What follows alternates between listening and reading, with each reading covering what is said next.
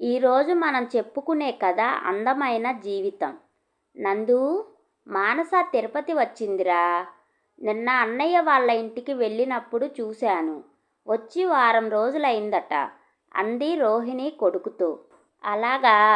ఎలా ఉందమ్మా మానస? ఎప్పటిలా లేదురా. ఎందుకో కాస్త డల్గా కనిపించింది. మనిషి కూడా తగ్గింది. అయ్యో, నేను వెళ్ళి ఒకసారి మాట్లాడి విషయం కనుక్కుంటానులేమ్మా. అంత అవసరం లేదులే. తను నిన్ను కాదన్న విషయం మర్చిపోయావా? అమ్మా, తను నా భార్య కాకపోయినా మామయ్య కూతురేగా, మన కుటుంబంలోని ఆడబిడ్డేగా. అమ్మా, నువ్వు అన్ని విషయాల్లో పాజిటివ్గా ఉంటావు. మానస విషయంలో మాత్రం వేరేగా ఉంటావు. చిన్నప్పటి నుండి నాతో కలిసి తిరగటం వల్ల భర్త అనే భావన కలగలేదని చెప్పింది. ఆ కారణం సబబుగానే ఉంది కదా. ఉంది. కానీ దాన్ని నా కోడలిగా చేసుకోవాలని ఎంత ఆశపడ్డానురా. అవన్నీ ఇప్పుడెందుకమ్మా? తనకు పెళ్ళయింది, నాకు పెళ్ళయింది. అందరం హాయిగా ఉన్నాం. బంధాలు నిలుపుకున్నాం. అవసరమైతే ఒకరికొకరు సహాయపడదాం. రోహిణి కొడుకు వైపు అభినందనాపూర్వకంగా చూస్తూ, నీకు ఇంత మంచితనం ఎక్కడ నుండి వచ్చిందిరా అంది. మీ నుంచే అమ్మా. నన్ను బాధ పెట్టిన వారి పట్ల నువ్వు కాస్త కోపంగా ఉంటావు, కానీ నిజానికి నీ మనసు వెన్న. ఇక నాన్నంటావా? నీకంటే మంచివారు. ఎవరి జోలికి పోరు. తన దగ్గరకు వచ్చిన వారిని ఎంతో గౌరవిస్తారు. నువ్వు చదివిన పుస్తకాలు కూడా ఒక కారణమే. మనుషులు నేర్పని సంస్కారం పుస్తకాలు నేర్పుతాయి. మంచి పుస్తకాలకు ఉన్న గొప్ప గుణం అది. పుస్తకాలు చదివే అలవాటు నాకు నాన్న నుండి వచ్చింది అన్నాడు నవ్వుతూ. రేయ్, నేను పుస్తకాలు చదువుతాను చిరుకోపంతో అంది రోహిణి. నాన్నంత కాదులే అమ్మా అంటూ నవ్వి, నేను వెళ్ళి మానసతో మాట్లాడి వస్తానమ్మా అంటూ బయలుదేరాడు ఆనంద్. ఆనంద్ వెళ్ళేసరికి మంచంపై పడుకొని ఉంది మానస. ఆనంద్ని చూడగానే లేచి నిలబడి, హాయ్ నందు, రా కూర్చో అంది అక్కడున్న కుర్చీ చూపిస్తూ. ఆనంద్ కూర్చున్నాక, అదేమిటి మానస, అలా అయిపోయావు? ఆరోగ్యం బాగోలేదా అని అడిగాడు. నీకు అలాగే కనపడుతున్నానా అంది నవ్వుతూ. ఏం జరిగింది మానస? నువ్వు మేడ మీదకెళ్ళి కూర్చో, నేను కాఫీ తీసుకొస్తాను. మానసకు తన తల్లి ముందు మాట్లాడడం ఇష్టం లేక తనని మేడపైకి వెళ్ళమందని ఆనంద్కి అర్థమైంది. ఆ ఇంటి మేడపైన బాల్కనీ అతనికి చిన్నప్పటి నుండి ఇష్టం. అక్కడ నిలబడి చూస్తే రాములు వారి ఆలయ గోపురం, తిరుమల కొండమీది మెట్ల మార్గం కనిపిస్తాయి. ఆ దృశ్యాలు మనసుకు ఎంతో ఆహ్లాదాన్ని ఇస్తాయి అతనికి. అయితే ఇప్పుడు మాత్రం అతని మనసంతా మానస చెప్పబోయే విషయం మీదే ఉంది. నందు, కాఫీ అన్న పిలుపు విని తల తిప్పి చూశాడు. మానస అతనికి దగ్గరగా నిలబడి ఉంది. రా మానస, అలా వచ్చి కూర్చో, మాట్లాడుకుందాం అంటూ అక్కడ ఉన్న సిమెంటు బల్ల మీద కూర్చున్నాడు. మానస అతని ఎదురుగా ఉన్న బల్లపైన కూర్చుంది. ఇప్పుడు చెప్పు మానస, ఏమైంది? మోహన్కు నాకు అభిరుచుల్లో చాలా తేడా ఉంది నందు. అతనితో ఇక ఉండలేను. డైవోర్స్కి అప్లై చేయాలనుకుంటున్నాను. నువ్వుండగా వేరే లాయర్ ఎందుకని నీతో మాట్లాడాలనుకున్నాను. ఇంతలో నువ్వే వచ్చావు. అంత తొందర ఎందుకు మానస? తొందర అంటావేంటి నందు? మా పెళ్ళై సంవత్సరం దాటింది తెలుసా? అతనిలో నీకేం నచ్చలేదో చెప్పు. చాలా ఉన్నాయి. అతనిలో నచ్చిన వాటికంటే నచ్చనివే ఎక్కువ. ఓకే, ముందుగా మనందరికీ అతనిలో నచ్చిన పాయింట్స్ గురించి మాట్లాడుకుందాం, సరేనా? అలాగే నన్నట్టు తలూపింది మానస. అతను అందగాడు, అవునా? మళ్ళీ తలూపింది మానస. చదువుకున్నవాడు, మంచి ఉద్యోగం, మంచి జీతం ఉన్నవాడు, మంచి కుటుంబం నుండి వచ్చాడు. అవును, ఇవే అతనిలోని పాజిటివ్ అంశాలు. ఇవి చూసే మీ అమ్మా నాన్నలు అతన్ని నీకిచ్చి పెళ్లి చేయాలనుకొని ఉంటారు. ఏ తల్లిదండ్రులైనా తమ కాబోయే అల్లుడిలో ఈ లక్షణాలే చూస్తారు కదా, అంతేగా. ఇవి చూసే నేను ఒప్పుకున్నాను. అయితే సంవత్సరం కాపురం చేశాక తెలిసింది అతను నాకు సరిజోడు కాదని. సరే, ఇప్పుడు అతని నెగిటివ్ క్వాలిటీస్ గురించి చెప్పు. నన్ను బయటికి తీసుకువెళ్ళడు, నా వంటని మెచ్చుకోడు, ఎంతసేపు పని పని అంటూ ఉంటాడు. నేను మంచి డ్రెస్సు వేసుకుంటే బాగుందని చెప్పడు. ఆఫీసులో నాకు మంచి పేరు వచ్చినా, మెచ్చుకోలు వచ్చినా ఆ విషయం అతనితో పంచుకుంటే కనీసం సంతోషం అని కూడా అనడు. అంతేనా? ఆమె ఆగడం చూసి అడిగాడు ఆనంద్. ఇంకా ఉన్నాయి, గుర్తు రావడం లేదు. సరే, నేను కొన్ని ప్రశ్నలు అడుగుతాను, జవాబివ్వు. అడగమన్నట్లు చూసింది మానస. అతనికి మందు తాగటం, సిగరెట్టు అలవాటుందా? అస్సలు లేదు. అమ్మాయిల పిచ్చి? లేదు. ఇంటి పనుల్లో నీకు సహాయం చేస్తాడా? వంట పనిలో చేయడు. అయితే మిగిలిన పనంతా అతనే చేస్తాడు. ఆ విషయంలో నాకు కంప్లైంట్స్ ఏమీ లేవు. అతనిలో ఇన్ని మంచి క్వాలిటీస్ ఉంటే కొన్నే ఉన్నాయన్నావు. నువ్వెంత అదృష్టవంతురాలివో నీకు అర్థమవుతుందా మానస? అంటూ ఆశ్చర్యంగా చూస్తూ అన్నాడు ఆనంద్. నువ్వు మగాడివి నందు, ఆడదానివై ఉంటే నీకు నా బాధ అర్థం అయ్యేది. నిన్ను నేను అర్థం చేసుకున్నాను మానస. నువ్వే జీవితాన్ని అర్థం చేసుకోలేదు. మనం కోరినవన్నీ మనకు దొరకవు. దొరికిన దాంతో రాజీ పడాలి. ముఖ్యంగా ఓపికతో ఉండాలి. కొంతకాలానికి అతనిలో మార్పు రావచ్చు, లేదా నీకే ఇవన్నీ చిన్న చిన్న విషయాలుగా తోచవచ్చు. భవిష్యత్తులో ఈ మాత్రం దానికే విడాకులు తీసుకుందాం అనుకున్నానే అని నువ్వు నవ్వుకోవచ్చు. నాకంత ఓపిక లేదు. మా కొలీగ్స్ భర్తల్ని చూస్తుంటే నాకు ఎంత బాధగా ఉంటుందో తెలుసా? వాళ్ళు భార్యని షాపింగ్కి తీసుకెళ్ళి కోరినవి కొనివ్వడం, ఊళ్ళు తిప్పడం, 10 మంది ముందు భార్యను పొగడటం చేస్తూ ఉంటారు. నేను అలాంటి అదృష్టానికి నోచుకోలేదు, కళ్ళనీళ్లతో అంది మానస. పక్క వాళ్ళతో పోల్చుకోవడం వల్లే చాలా సంసారాలు పాడవుతున్నాయి. పైకి అలా కనిపిస్తుంటారు కానీ వాళ్ళ మధ్య ఎన్ని సమస్యలున్నాయో మనకు తెలియవు కదా. పోనీ విడాకులు తీసుకుంటావని అనుకుందాం. తర్వాత ఏం చేస్తావు? ఇంకొకరిని చేసుకుంటావు. అతనిలో కూడా నీకు నచ్చని కొన్ని విషయాలుంటాయి. అప్పుడేం చేస్తావు? పెళ్లి చేసుకోకుండా ఉండిపోతానంటావేమో.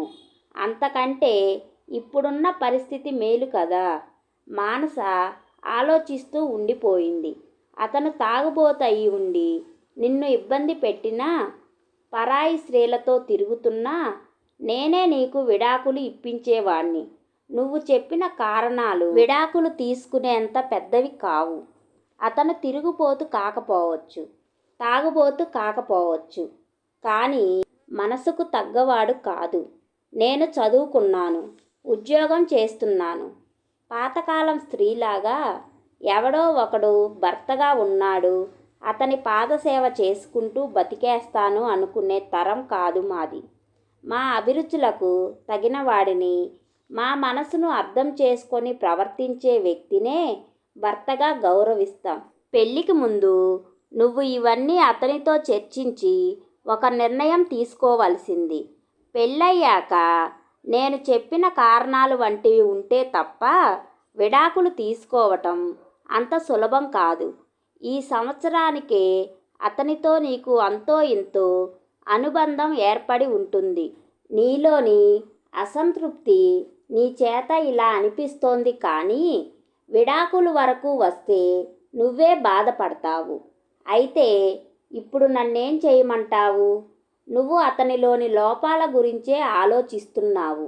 నీలోని లోపాల గురించి నువ్వెప్పుడైనా ఆలోచించావా? నువ్వు అతనికి సరైన జోడీనా కాదా అని ప్రశ్నించుకున్నావా? లేదన్నట్టు తల అడ్డంగా ఊపింది మానస. అయితే ఆలోచించు. వీలైతే అతన్నే ఆ ప్రశ్న అడుగు. నేనొకసారి హైదరాబాదు వస్తాను. అప్పుడు మనం ఒక నిర్ణయం తీసుకుందాం. అంతవరకు అతనిలోని పాజిటివ్ విషయాల గురించే ఆలోచించు. అతన్ని బాగా గమనించు. ఇక్కడ మాత్రం ఏమీ ఆలోచించవద్దు. రాక రాక పుట్టింటికి వచ్చావు, హాయిగా ఎంజాయ్ చెయ్యి అంటూ లేచాడు ఆనంద్. ఆనంద్ వెళ్ళిపోయాక అతను చెప్పిన విషయాల గురించే ఆలోచించసాగింది మానస. మోహన్ గురించి తన తల్లిదండ్రులకు చెబితే వాళ్ళు మోహన్పై కోపగించుకున్నారు. విడాకులు తీసుకుంటానంటే ఆలోచిద్దామన్నారు. బహుశా తనపై ఉన్న ప్రేమ వల్లే వాళ్ళు తనని సమర్థించి ఉండవచ్చు. కానీ నందు ఎంత బాగా సమస్యని విశ్లేషించాడు. అతను చెప్పినట్లు తను కొద్ది రోజులు ఆగడం మంచిది. నందు తనని పెళ్లి చేసుకోవడానికి ఆసక్తి చూపుతున్నాడని అమ్మ ఒకసారి చెప్పింది. అయితే చిన్నప్పటి నుండి కలిసి ఆడుకోవటం వల్ల తనకు అలాంటి భావనే లేదని తాను చెప్పింది. నందు తప్పక బాధపడి ఉంటాడు. కానీ ఇప్పుడు తను బాధలో ఉంటే తనని కాదన్నందుకు అనుభవించని అని ఊరుకోలేదు ఆనంద్. మోహన్పై మరింత నూరిపోసి తమను విడగొట్టే ప్రయత్నం కూడా చేసి ఉండవచ్చు. పైగా లాయర్గా అతనికి ఒక కేసు కూడా దొరికి ఉండేది. కానీ తామిద్దరూ కలిసి ఉండేందుకే అతను ప్రయత్నించాడు. మోహన్లో తనకు కనిపించని కొత్త కోణాల్ని తన దృష్టికి తెచ్చి ఆలోచించుకునే అవకాశం ఇచ్చాడు. నందు, నీ మంచితనానికి హ్యాట్స్ ఆఫ్ అనుకుంది మానస. తను ప్రయాణిస్తున్న ట్రైను హైదరాబాదుకు దగ్గరవుతుంటే స్టేషన్కి వచ్చి రిసీవ్ చేసుకుంటాడేమో అని ఆశపడింది మానస. అయితే మోహన్ రాలేదు. నిరుత్సాహంగా క్యాబ్ బుక్ చేసుకొని ఇల్లు చేరింది. తలుపు తీసిన మోహన్ కళ్ళల్లో వెలుగు కనిపించింది ఆమెకు. త్వరగా ఫ్రెష్ అయ్యి ల్యాప్టాప్ ముందు కూర్చుంది మానస. మోహన్ కాఫీ తయారు చేసి మానస చేతికిచ్చాడు. థ్యాంక్ యూ అంటూ ఆనందంగా అందుకుంది. మోహన్ కాస్త టిఫిన్ ఆర్డర్ చేస్తారా అని అడిగింది కాఫీ తాగుతూ. నేను ఉప్మా చేశాను. ఆశ్చర్యంగా అతని వైపు చూసి, మీకు ఉప్మా చేయడం వచ్చా అని అడిగింది. నేను చెన్నైలో పనిచేస్తున్నప్పుడు మా అమ్మ దగ్గర నేర్చుకున్నాను అన్నాడు. తర్వాత ఆలోచిస్తే అతను స్టేషన్కి రాకపోవడంలో న్యాయం ఉందనిపించింది మానసకు. తనకంటే అతనికి ఆఫీసు పని ఎక్కువ. తనని రిసీవ్ చేసుకోవాలంటే అతను తొందరగా లేవాలి, చాలా దూరం ప్రయాణించాలి, తర్వాత మళ్ళీ తిరుగు ప్రయాణం. అప్పుడే అలసిపోతే రాత్రి 11 వరకు పని ఎలా చేస్తాడు? పైగా ఉదయాన్నే అతనికి కాల్స్ ఉంటాయి. అందుకే మోహన్ స్టేషన్కి రాలేదు. కాల్స్ చూసుకుంటూ కాఫీ టిఫిన్ చేయడం వల్ల తనకు పని తగ్గింది. ఎటు క్యాబ్ బుక్ చేసుకొని తను రాగలదు అనుకుంది. చాలా కాలం తర్వాత ఒకరోజు ఆఫీసులో అడుగుపెట్టింది మానస. కోవిడ్ నేపథ్యంలో ఇంటి నుండే ఆఫీస్ పని చేసింది ఇన్నాళ్ళు. ఆ రోజంతా తన కొలీగ్స్తో మాట్లాడుకుంటూ పని చేసుకుంటూ ఆహ్లాదంగా గడిపింది. కోవిడ్ సమయంలో మమ్మల్ని పిలవకుండా పెళ్లి చేసుకున్నావు కాబట్టి మాకు పార్టీ ఇవ్వాలి అంది కొలీగ్ మమత. ఇంకా కోవిడ్ పూర్తిగా పోలేదుగా, నెమ్మదిగా ఇస్తాలే అంటూ ఇప్పటికీ ఆ విషయం దాటవేసింది. లంచ్ సమయంలో కొలీగ్స్ మాటల వల్ల వాళ్ళలో చాలామంది తమ వైవాహిక జీవితంలో అంత సంతోషంగా లేరని కొద్ది రోజుల్లోనే అర్థమైంది ఆమెకు. సరయు భర్త తాగుబోతు. సంపాదించిన డబ్బంతా తాగుడుకే ఖర్చు పెట్టేస్తాడు. మాధవి తన భర్త క్యాబరే డ్యాన్సులు చూడటానికి వెళ్తుంటాడని వాపోయింది. ప్రేమించి పెళ్లి చేసుకున్న లత అత్తమామల ఆరాళ్లకు గురి అవుతోంది. ఆమె భర్త కూడా తన తల్లిదండ్రులకే సపోర్ట్ చేస్తుంటాడు. చాలామంది కొలీగ్స్ మగవాళ్ళు గొప్పలకు పోయి తమ ఆదాయం కంటే ఖర్చులు ఎక్కువ చేసి మానసను అప్పు అడగటం, ఆమె లేదని చెప్పటం జరుగుతోంది. అలాంటి సందర్భాల్లో ఆమెకు మోహన్ గుర్తొస్తున్నాడు. మోహన్ డబ్బు విషయంలో జాగ్రత్తగా ఉంటాడు. దుబారా ఖర్చులు చేయడు. దురలవాట్లు ఎటూ లేవు. భవిష్యత్తు అవసరాల కోసం చక్కటి ప్లానింగ్ చేస్తాడు అనుకుంది. ఒకరోజు మానస గర్భవతి అని తెలిసింది. ఈ వార్త తెలియగానే మానస కంటే ఎక్కువగా మోహన్ ఆనందించాడు. విషయం తెలిసి తల్లిదండ్రులు ఆమెను చూడడానికి వచ్చారు. అమ్మని ఇక్కడే ఉంచుకుంటాను మోహన్, ఇంటి పని ఆఫీస్ పని ఈ పరిస్థితుల్లో చేసుకోలేను అంది మానస. మీ నాన్నగారు ఇంకా ఉద్యోగంలో ఉన్నారు. ఆయన ఇక్కడ ఎక్కువ రోజులు ఉండలేరు. ఈ వయసులో ఆయన అక్కడ ఒంటరిగా ఎలా ఉంటారు? హోటల్లో తింటే ఆయన ఆరోగ్యం పాడవదా? మీ అమ్మగారికి ఇక్కడ శ్రమ ఎక్కువ అవుతుంది. డెలివరీకి 3 నెలల ముందు రమ్మని చెబుదాం. అంతవరకు నీకేం సహాయం కావాలన్నా నన్ను అడుగు అన్నాడు మోహన్. తన తల్లిదండ్రుల పట్ల అతని కన్సర్న్ చూసి ఆశ్చర్యపోయింది మానస. చెప్పినట్లుగానే మానసను చాలా బాగా చూసుకున్నాడు మోహన్. డాక్టర్ దగ్గరికి చెకప్కు తీసుకువెళ్ళడం, మందులు పండ్లు తెచ్చివ్వడం చేసేవాడు. పండ్లు కోసి ముక్కలు చేసి ఇవ్వటం, జ్యూస్ చేసి ఇవ్వటం వంటివి తనే చేసేవాడు. అతను మాటలతో ఎప్పుడూ చెప్పలేదు కానీ తనంటే అతనికి చాలా ఇష్టమని అతని చేతల ద్వారా ఈ కొద్ది రోజుల్లో అర్థమైంది మానసకు. ఆ విషయం తల్లికి ఫోన్ చేసి చెప్పి ఆమెతో తన ఆనందం పంచుకుంది. కొంతమంది మగవాళ్ళు తరచూ భార్యతో తమ ప్రేమని వ్యక్తం చేస్తుంటారు. కొంతమంది సందర్భం వచ్చినప్పుడు తమ ప్రేమను చూపిస్తారు. మరికొంతమంది తమ చర్యల ద్వారానే తమ ప్రేమను తెలుపుతారు. అది గుర్తించే మనసు భార్యలకుండాలి అంది ఆమె తల్లి సుమతి. ఒకరోజు బయటికి వెళ్దామని మోహన్ అంటే మానస ఉత్సాహంగా బయలుదేరింది. ఒక పేరున్న కంపెనీ కడుతున్న అపార్ట్మెంట్ దగ్గరకు తీసుకువెళ్ళి మోడల్ హౌస్ చూపించి ఆమెకు నచ్చితే కొందామని చెప్పాడు. కొద్ది రోజులు ఆలోచించి కొందామని ఇద్దరూ నిర్ణయించుకొని వెళ్ళి అడ్వాన్స్ కట్టారు. ఆ ఇంటిని తన పేరు మీదే కొంటున్నాడని తెలిసి వారించపోతే మోహన్ వినలేదు. మరుసటి రోజు మిమ్మల్ని ఒక మాట అడుగుతాను, నిజాయితీగా జవాబు చెప్పాలి అంది మానస. అడుగు మానస, చెప్తాను. నేను మీకు భార్యగా తగిన దానినని మీరు భావిస్తున్నారా? నాకు ఇంతవరకు అటువంటి ఆలోచనే రాలేదు. నాకు వివాహ వ్యవస్థ మీద గౌరవం ఉంది. ఒకసారి పెళ్ళి అంటూ జరిగాక ఎదుటి మనిషిలోని లోపాలని వెతకకూడదు. రోజు రోజుకు ప్రేమను పెంచుకుంటూ పోవాలి. లోపాలని వెతుక్కుంటూ పోతే ఇప్పుడు నువ్వు అడిగిన ప్రశ్న రోజు మనసులో మెదులుతూనే ఉంటుంది. మెల్లగా అసంతృప్తికి బీజం పడుతుంది. అప్పుడు ఎదుటి వాళ్ళలో అన్ని లోపాలే కనిపిస్తాయి. చెంపపై చెల్లున కొట్టినట్లు ఫీల్ అయింది మానస. ఆమె మనసు పశ్చాత్తాపంతో నిండిపోయింది. అప్పటి నుండి ఆమె మోహన్లో లోపాలని వెతకడం మానేసింది.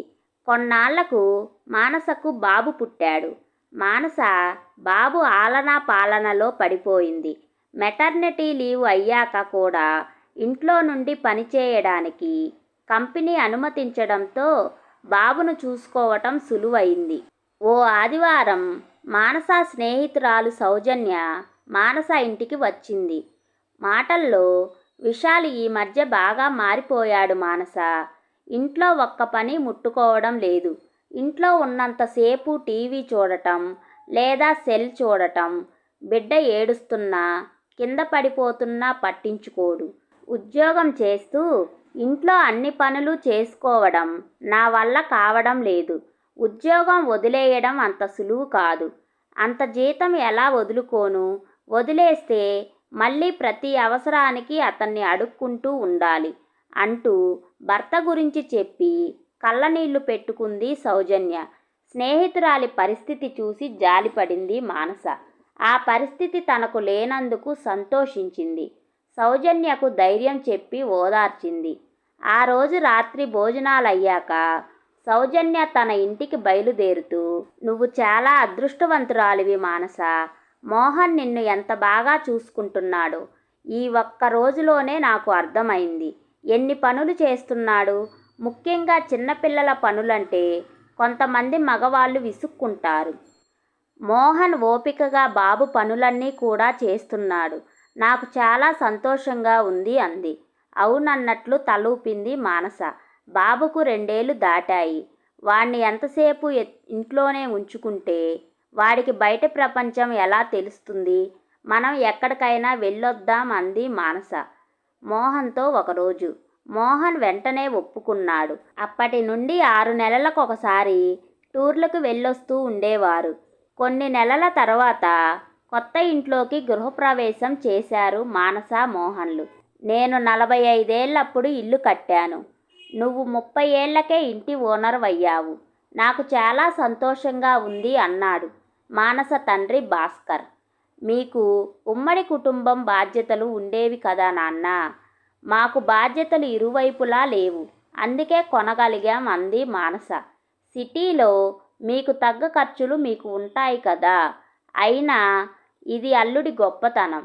ఆర్థిక సంబంధమైన విషయాల్లో చక్కటి ప్లానింగ్ ఉంది అతనికి అన్నాడు భాస్కర్. తండ్రి తన భర్త గురించి గొప్పగా చెబుతుంటే మానసకు గర్వంగా అనిపించింది. గృహప్రవేశానికి ఆనంద్ తన భార్యతో వచ్చాడు. ఫంక్షన్ అయ్యాక అందరూ కలిసి మాట్లాడుకుంటుంటే ఆనంద్, మానస, బాబు పుట్టాడు, ఇల్లు కొన్నావు, ఇక నీ కెరియర్ పైన దృష్టి పెట్టు అన్నాడు మానసతో. తను ఇప్పుడు మేనేజర్ అండి. చాలామందికి తను బాస్.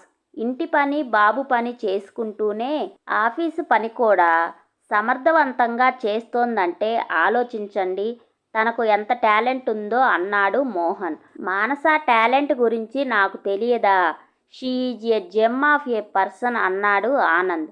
తర్వాత మానస ఒంటరిగా కనిపించినప్పుడు దట్స్ ఆల్ యువర్ ఆనర్ అన్నాడు ఆనంద్ నవ్వుతూ. మానస కూడా అర్థమైనట్లు తల ఊపి నవ్వింది సంతోషంగా. Thanks for watching.